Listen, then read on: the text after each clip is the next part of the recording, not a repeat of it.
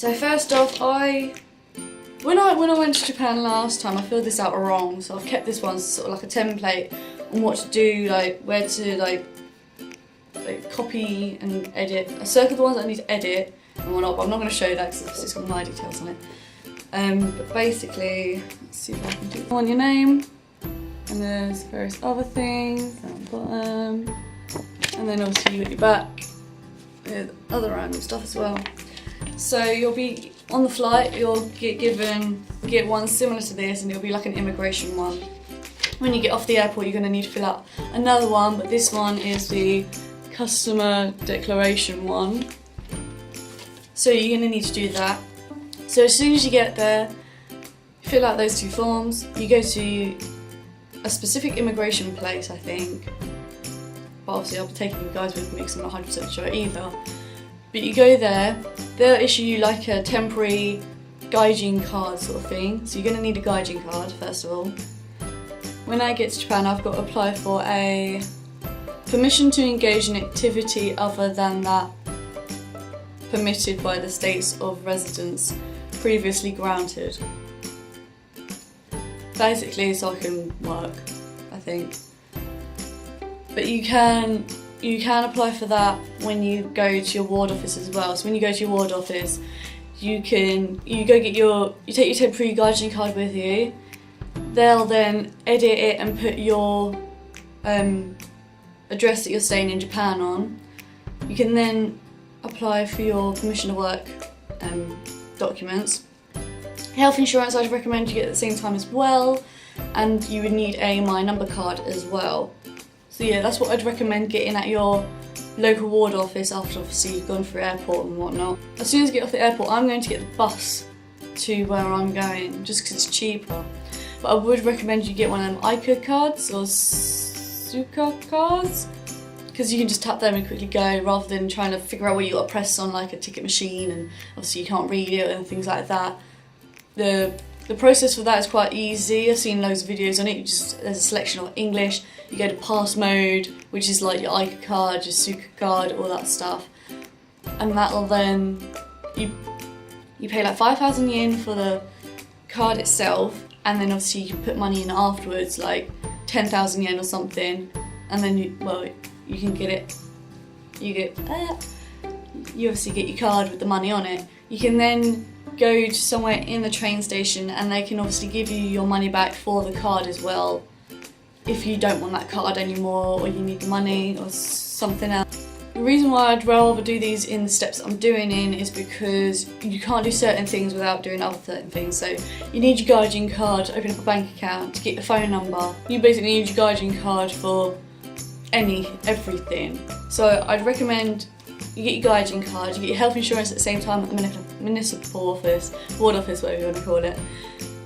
So you get your gaijin card, health insurance, your My Number card, permission to work, do all of that at your local ward officey thing. And then, okay, it's going to be time consuming, but as long as those few things are done, you can do basically anything else after. So then you can apply for a bank, you can set up a bank or whatever. I'm going to do a post office bank because they are open longer hours and obviously I'm entitled to a 6-month visa. I'd rather do post office anyway because I'm going to be sending stuff anyway, and I'd rather, one place fits everything that I need. I can't really do like a Shinsei bank or anything because they need like a 1-year visa and stuff. Okay, they're more friendly, but personally I'd recommend doing the post office bank. They're open longer, they're open weekends. Any issues you have, you can just go talk to them. You're going to need some basic Japanese. I don't know much, but a month before I go I'm going to study as much as I can on different words for opening a bank. So like, what's a bank called? How do I say deposit? Or I might just write it out, Google Translate it, write it out and just hand it to them and be like, sumimasen, can you read this? Like, this is what I want, sort of thing. So after you get your bank account, you can then sign up for a phone contract. If you're setting up a phone contract, you will need quite a lot of Japanese, so I've heard.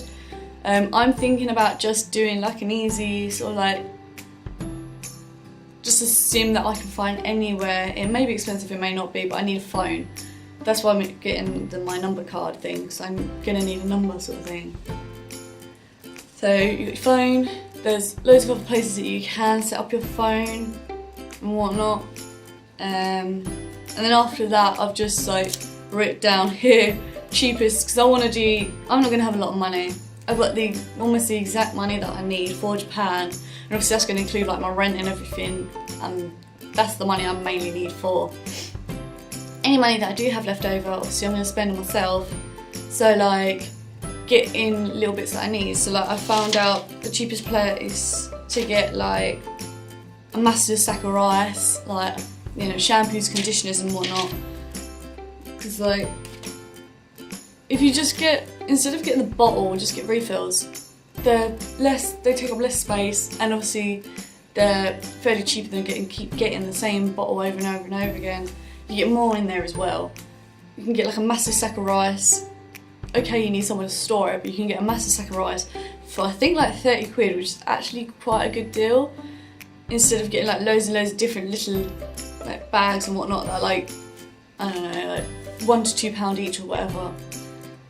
So if you get things in bulk, they tend to be cheaper. So I think it's called Costco. I think that's probably where I'm going to do my most shopping, but I've heard somewhere that you need like a card thing. But I'll obviously look into that more. If I can't do that shop, then there's other shops in Japan anyway. I'm sure they'll sell like what I need. So yeah, they're the things I need. So they're the things that you're going to need for Japan. I'll put them in a better description in the description below. Like 1, 2, 3, you're going to label it, what order it would be preferred in, which would be less. I'd order it so it's less stressful. So in that order you can do the other things as well. So yeah, hopefully that video is helpful. Again, if you had any questions or any other tips, please leave them in the comment section below. I would love to see what you've put. I'd love to know how your experience was in general, and any other tips other people might need as well from different ones that you've done as well. Anyway, thank you for watching. I hope you enjoyed this video. See you later.